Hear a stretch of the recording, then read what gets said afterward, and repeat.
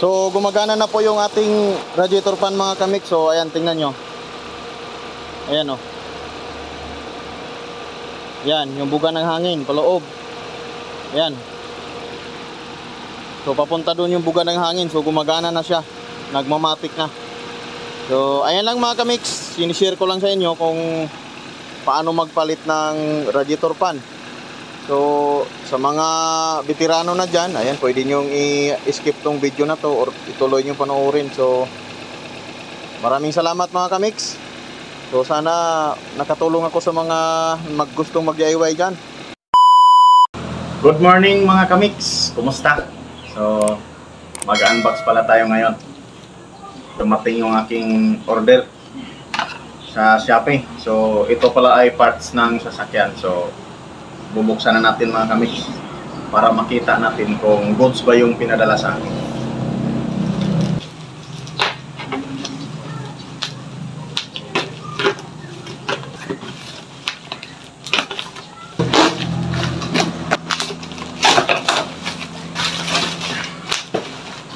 At saka na goods itong pinadala sa akin.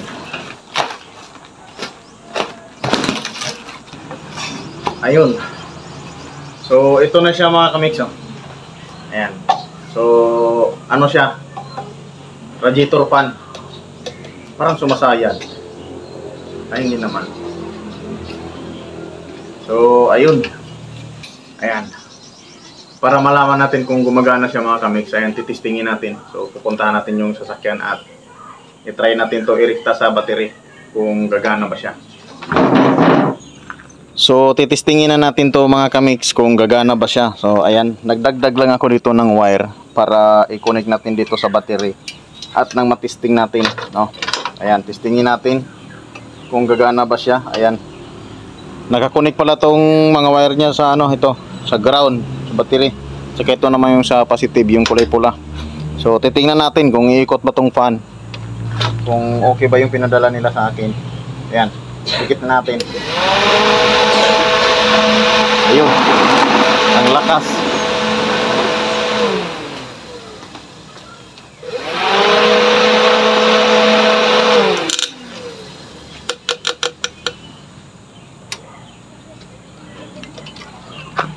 So good siya mga kamix. Ayan, ang lakas ng buga ng hangin, no? So ganyan yung pagkabit natin. Tapos yung buga ng hangin niya is papasok doon sa makina. So ngayon i-install na siya natin. Yan, i-install na natin siya dyan. So bali ito pala yung radiator fan natin mga kamix, no? So ito yung papalitan ko. So ito naman ay goods pa. So itabi ko lang siya kasi medyo mahina na yung buga ng hangin, kaya nag-order ako ng high speed. So papalitan na natin to mga kamix. So ito na mga kamix, fast forward tayo. So na-install ko na pala siya.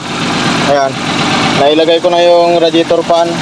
So may problema mga kamix kasi yung bracket niya, ayan, malayo. Hindi magkatugma yung bracket niya. So ganyan na lang yung ginawa ko.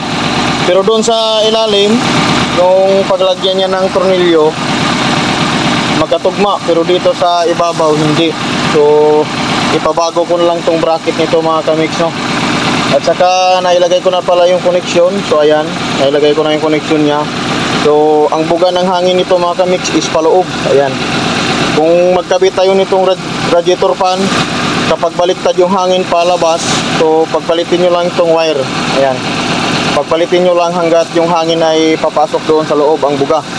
So antayin lang natin mga kamix at pinapaandar ko na siya. Ayan, biniblade ko na din kasi nagbawas ng tubig kasi tinanggal ko ito. So biniblade ko siya kasi may hangin. So antayin lang natin magmatic ito mga kamix kasi nakamatic po itong ating radiator fan. Pag nakuha na niya yung saktong init, ayan, naandar ito. Hindi po ito nakarekta.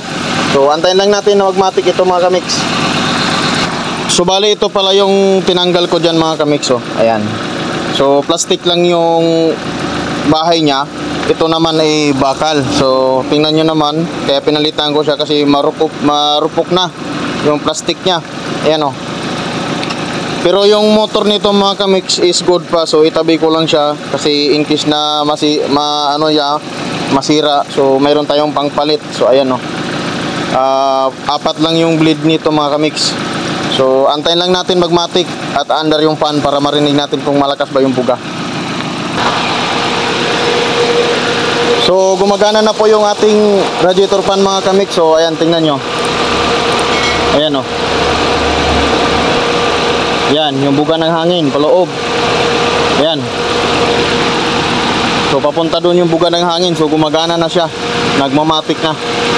So ayan lang mga kamix. Sinishare ko lang sa inyo kung paano magpalit ng radiator fan.